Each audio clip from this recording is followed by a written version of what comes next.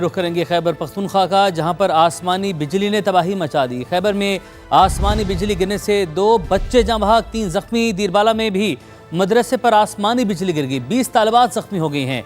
वाक़े के फ़ौरन बाद मकामी अफराद ने इमदादी कार्रवाइयाँ शुरू कर दी। जख्मी तालिबात को इब्तदाई तिबी इमदाद के बाद अस्पताल मुंतकिल कर दिया गया। अहले इलाका की बड़ी तादाद अस्पताल पहुँच गई है। तो अपडेट आप तक पहुँचा रहे हैं खैबर पख्तूनख्वा से, जहाँ पर आसमानी बिजली ने तबाही मचा दी है।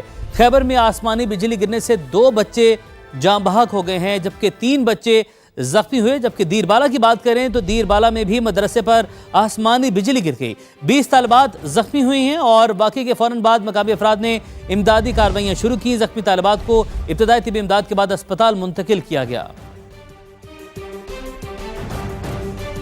रुख करेंगे खैबर पख्तूनख्वा का, जहां पर आसमानी बिजली ने तबाही मचा दी। खैबर में आसमानी बिजली गिरने से 2 बच्चे जाँ बहक, 3 जख्मी। दीरबाला में भी मदरसे पर आसमानी बिजली गिर गई, 20 तालिबात जख्मी हो गई हैं। वाक़े के फ़ौरन बाद मकामी अफराद ने इमदादी कार्रवाइयाँ शुरू कर दी। जख्मी तालिबात को इब्तदाई तिबी इमदाद के बाद अस्पताल मुंतकिल कर दिया गया। अहले इलाका की बड़ी तादाद अस्पताल पहुँच गई है। तो अपडेट आप तक पहुँचा रहे हैं खैबर पख्तूनख्वा से, जहाँ पर आसमानी बिजली ने तबाही मचा दी है। खैबर में आसमानी बिजली गिरने से 2 बच्चे जाँ बहक हो गए हैं, जबकि 3 बच्चे जख्मी हुए। जबकि दीरबाला की बात करें तो दीरबाला में भी मदरसे पर आसमानी बिजली गिर गई, 20 तालिबात जख्मी हुई हैं। और बाकी के फ़ौरन बाद मकामी अफराद ने इमदादी कार्रवाइयाँ शुरू की। जख्मी तालिबात को इब्तदाई तिबी इमदाद के बाद अस्पताल मुंतकिल किया गया। सनह कहना ने एक ही घर की तमाम खुशियाँ छीन लीं। एक माँ की गोद से 3 मासूम बच्चे हमेशा के लिए बिछड़ गए। चौथा बेटा अस्पताल में ज़िंदगी की जंग लड़ रहा है। घर से निकलते वक्त बच्चों ने सिर्फ इतना कहा था कि अम्मी दाल चावल बना कर रखना, ट्यूशन से आकर खाएंगे, मगर वो मासूम वापस कभी ना लौटे। इस दिलखराश कहानी की मज़ीद तफसीलात सामिया सईद से। सानेहा कहना पाकिस्तान की तारीख का एक और स्याह बाब, जिसमें 14 बच्चे जाँ बहक हो गए, 14 घरों के चिराग बुझ गए। मैं इस वक्त एक ऐसी माँ के साथ मौजूद हूँ जिसने अपने बच्चों को बड़े प्यार से तैयार किया और उसके 3 बच्चे इस सानेहे की नज़र हो गए। अरूज, अब्दुल्ला और ईमान की वालिदा सोनिया मेरे साथ मौजूद हैं। उनसे बात करने की कोशिश करते हैं, क्योंकि हम देख सकते हैं कि रो रो के उनके अब आंसू भी खुश्क हो गए हैं। जाते वक्त कह के गए मामा हमारे लिए मसर चावल बनाना, हमने आके खाने अकेडमी से और नहीं नसीब हुए खाने। अच्छा, क्या आपको नहीं पता था कि जिस ट्यूशन सेंटर में बच्चों ने जाना था वहाँ पे छत बन रही है या वहाँ पर काम चल रहा है? नहीं, मुझे कुछ नहीं पता। मुझे पता होता तो मैं छुट्टी करवा लेती, मुझे नहीं पता था। वो तो उस्ताद को चाहिए ना, टीचर को, छुट्टी दे दे बच्चों को। मैं घर बना रही हूँ, छत डाल रही हूँ, लेकिन उस्ताद ने भी ये नहीं सोचा मासूम बच्चों की जान ले ली। मुझे मेरे बच्चों के अलावा से कुछ नहीं पता। मेरे पास बच्चे मेरे बच्चे कल से मुझे नहीं मिले। मैंने एक दिन 3 बच्चे हमने हाथों से धारे। मुझे नहीं हौसला आता, मुझे नहीं देखे जाते मेरे बच्चे। जी बिल्कुल, इनकी गुफ्तगू आपने सुनी और इंतहाई दिलखराश मनाजिर हमें यहाँ पर देखने को मिल रहे हैं। सफ़े मातम बिछी हुई है और सोनिया जो हैं, इनके 3 बच्चे इस सानेहे में जाँ बहक हो चुके हैं, जबकि एक बेटा मुर्तज़ा इस वक्त हॉस्पिटल में ज़ेरे इलाज है। और इनकी बस यही बता रही हैं कि इनका घर जो है अब वो वीरान हो चुका है। 9 बच्चे जो हैं वो उसको कब्र के हवाले कर चुके हैं। कलम पकड़ने की उम्र थी और कलम पकड़ने ही ट्यूशन गए थे, लेकिन उन्हें नहीं मालूम था कि वो उनका एक आखिरी सफ़र होगा। जी सामने अपडेट कर रही थी। एक ही लम्हे में एक घर के 2 चिराग बुझ गए। 5 साल का इर्तज़ा और 6 साल की रमशा भी उन्हीं मासूम बच्चों में शामिल थे जो वापस अपने घरों को ना लौट सके। अहले खाना का इल्ज़ाम है कि अगर इमदादी कार्रवाइयाँ बर वक्त शुरू होती तो शायद कुछ जानें बचाई जा सकती थी। तफसीलात बता रहे हैं दानियाल उमर अपनी रिपोर्ट में। कहना के ट्यूशन सेंटर की छत गिरने से 5 साल का इर्तिजा और उसकी बड़ी बहन 6 साल की रिमशा भी मलबे तले दबकर जान की बाजी हार गए। दोनों बहन भाई सिर्फ 1 माह पहले ही ट्यूशन सेंटर में दाखिल हुए थे।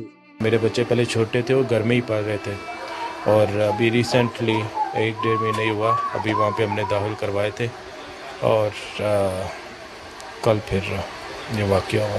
इर्तिजा के दादा का इल्जाम है कि रेस्क्यू टीमें ताखीर से पहुंची। अहले इलाका ने अपनी मदद आप के तहत बच्चों को मलबे से निकालने की कोशिश की। पोता मलबे के नीचे से मुसलसल आवाज देता रहा, मगर भारी मलबा और महदूद वसाइल के बायस वो जिंदा ना निकाल सके। मुझे देख के रोने लगा, कहता दादाबू मुझे निकालो। जब मैंने निकाला है तो वो फिर भी सांस थे उसके, वो बस हॉस्पिटल जाने तक वो भी दम तोड़ गया। गमजदा खानदान ने ये इल्जाम भी लगाया अस्पताल पहुंचने पर मुनासिब अमला मौजूद था और ना ही फौरी तिब्बी इमदाद के लिए स्ट्रेचर दस्तयाब थे।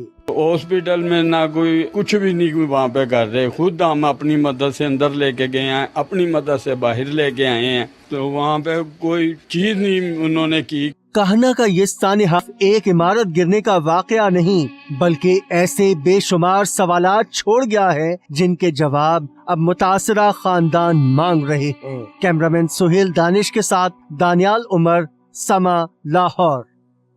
कहना में ट्यूशन सेंटर की छत गिरने का अफसोसनाक वाकया। अस्पताल की इमरजेंसी में सिर्फ एक डॉक्टर और एक नर्स मौजूद थे। अहले खाना अपनी मदद आप के तहत बच्चे का CPR करते रहे। CEO हेल्थ लाहौर के मुताबिक मुतादिद बच्चों की मौत दम घुटने से हुई। डॉक्टर आसिफ अरबाब का कहना है कि बच्चे मुर्दा हालत में अस्पताल लाए गए थे। इस पर मजीद बात करते हैं समा के नुमाइंदगान दानियल उमर हमारे साथ मौजूद हैं, जहांगीर भी हमें ज्वाइन करेंगे। दानियल, सबसे पहले आपकी जानिब बढ़ते हैं, आप बताइएगा आप अस्पताल की क्या सूरत हाल थी, उस हवाले से बताइएगा। और जो महकमा हेल्थ है वो कुछ और कह रहे हैं कि अस्पताल में बच्चे पहुंचे ही मुर्दा हालत में, जबकि जो लवाहिकीन हैं वो कह रहे हैं कि वहाँ पर अमला मौजूद नहीं था। रियलिटी क्या है, समा के नाज़रीन को बताइएगा। देखिए उमर, एक फुटेज सामने आई है उस वक्त की जब अस्पताल में उन बच्चों को लाया गया जो कि बच्चे इस दुनिया से जा चुके थे, या फिर वो अस्पताल में आकर उन्होंने दम तोड़ा, और साथ ही वो बच्चे भी इस फुटेज में देखे जा सकते हैं जो कि ज़ख्मी हैं। ये उस वक्त की इनिशियल फुटेज है जिस वक्त ये वाक़या जो है वो पेश आया था। इस फुटेज के अंदर ये देखा जा सकता है कि एक जो फैमिली है उसका एक मेंबर अपने बच्चे को खुद CPR दे रहा है। वहाँ पे अमला जो है वो हमें कम नज़र आ रहा है, वहाँ पे सिर्फ एक खातून डॉक्टर जो हैं वो नज़र आ रही हैं और एक नर्स नज़र आ रही हैं, क्योंकि इतने सारे पेशेंट्स को अचानक से ऐसी ट्रेजेडी हुई है, इतनी बड़ी तादाद में इमरजेंसी से लोग आ रहे हैं। रेस्क्यू 1122 आपको इन्फॉर्म कर रहा है, तो फिर अस्पताल के अंदर अमला मौजूद क्यों नहीं था कि वो इन तमाम तर चीज़ों को डील कर सकता। इस के बरक्स तो जो हमारी बात हुई जब CEO health Lahore doctor Asif Arbab से, जो उनका ये मौक़िफ़ है कि ज़्यादातर जो बच्चे लाए गए थे अस्पताल के अंदर वो ऑलरेडी सफोकेटेड, उनकी डेथ हुई सफोकेशन की वजह से, और उनकी डेथ ज़ख्मों की वजह से नहीं हुई जिसको जो है वो ट्रीट किया जा सकता था। तो इस पर भी बहुत सारे सवाल अब खड़े हो रहे हैं कि अगर तो बच्चों को इतने ज़ख्म नहीं थे तो क्या मौके पे रेस्क्यू 1122 का अमला जो है अगर वो पहुंचा था तो उनकी एम्बुलेंसेस के अंदर ऑक्सीजन सिलेंडर्स मौजूद थे। ये सवाल भी उठता है, ये सवाल भी उठता है। दानियल साथ रहेगा, जहांगीर की जानिब बढ़ते हैं। जहांगीर, जो रेस्क्यू है वो बर वक्त नहीं पहुंची, इमदादी कार्रवाई बर वक्त शुरू नहीं की गई, लवाहिकीन ने ये इल्ज़ाम भी लगाया है। इस हवाले से आप देगा कि रियलिटी क्या है, समा के नाज़रीन के साथ शेयर कीजिएगा। उमर, जाए वक़ुआ पर हमने कुछ मुतासरा ख़ानदानों से बात की, कोई जो यानी शाहिदीन थे उनसे बात की, तो उनका ये कहना था कि रेस्क्यू की टीम्स बर वक्त नहीं पहुंची। मोटर बाइक एम्बुलेंसेस ने रिस्पॉन्ड किया और उनके पास ऑक्सीजन साइलेंडर्स नहीं थे। अगर उनके पास ऑक्सीजन साइलेंडर्स होते तो बच्चों को फौरी तौर पर जाए वक़ुआ पर ही तिब्बी इमदाद दे दी जाती, उनकी ऑक्सीजन जो है वो बहाल हो जाती, तो शायद जानी नुकसान इस कदर ना होता। इस हवाले से जब हमने रेस्क्यू हुकाम से बात की तो उनका यह कहना था कि 4:42 और 35 सेकंड पर रेस्क्यू को इस वाक़े की, इस अफसोसनाक हादसे की कॉल मौसूल हुई और 7 मिनट के अंदर अंदर रेस्क्यू की टीम्स ने यहाँ पर रिस्पॉन्ड किया। रेस्क्यू का ये कहना है कि इस वाक़े में हलाकतों की तादाद ज़्यादा होने की वजह या बच्चों की अमवात की जो बड़ी वजह है वो ये है कि कार्डियोवास्कुलर एक्सीडेंट, और यानी उनका सांस बंद हो गया, दिल की धड़कन बंद हो गई। मलबे तले जब वो बच्चे दबे तो उसके ऊपर एक हजूम या एक भीड़ जो है इमदादी कार्रवाइयाँ करने की गर्ज से जब उस मलबे के ऊपर चढ़ा तो बच्चों का सांस बंद हो गया। इसके बाद दूसरी बड़ी वजह जो है उमर, रेस्क्यू हुकाम ये बताते हैं कि अब बच्चों के जो सर पर और गर्दन पर चोटें आई, तो चूँकि बच्चों का स्कल और गर्दन जो है वो नाजुक अज़ा है, अगर इनकी जगह कोई बड़ा या बालिग फ़र्द होता तो शायद वो ये चोटें बर्दाश्त कर लेता। बच्चे मासूम हैं, जिस्म के अज़ा नाजुक हैं, तो शायद उनके सर पर और गर्दन पर आने वाली जो चोटें हैं वो बर्दाश्त नहीं कर बर्दाश्त नहीं सके। कर अब सके। इस मामले अफसोसनाक सानहा पेश आया है और अब सवालात बहुत सारे उठ रहे हैं। जहांगीर और दानियाल, आप दोनों ने अपडेट किया, आप दोनों का बहुत शुक्रिया। एक दफ़ा फिर जिक्र करते हैं लाहौर न्यूज़न क्लॉथ मार्केट में लगी आग का जो बेकाबू हो गई। 7 फायर व्हीकल्स और 2 रेस्क्यू व्हीकल्स इमदादी कामों में शरीक हैं। जहांगीर खान से ताज़ा तरीन सूरत हाल जानने की कोशिश करते हैं। जहांगीर, अभी वहाँ पर क्या सूरत हाल है? आग पर किस हद तक काबू पाया जा रहा है और किन मुश्किलात का सामना है इमदादी कार्रवाइयों में?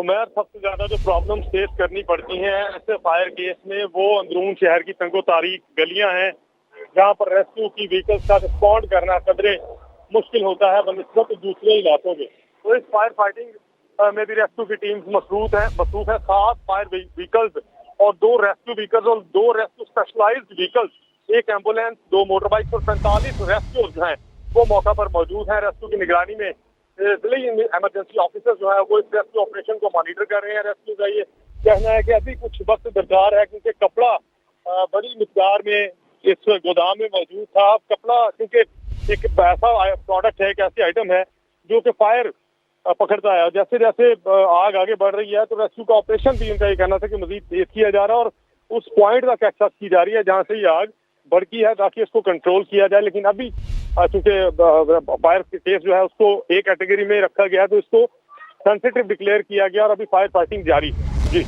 जहांगीर, नजर रखिएगा, आपसे मालूमात हासिल करते रहेंगे। भी आपने अपडेट किया, आपका बहुत शुक्रिया।